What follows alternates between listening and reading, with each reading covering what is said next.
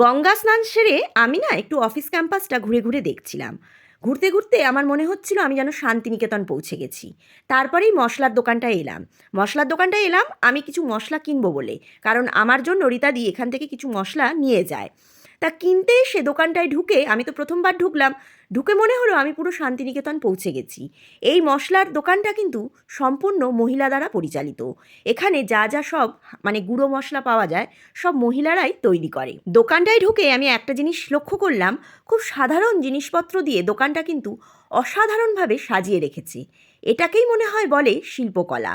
দেখুন ওখানে একটা ট্রাঙ্ক রাখা রয়েছে, ট্রাঙ্কটার মধ্যেও কি সুন্দর কলকা করা, এত ভালো লাগছে না? আমার তো এইগুলো দেখতে ভীষণ ভালো লাগে।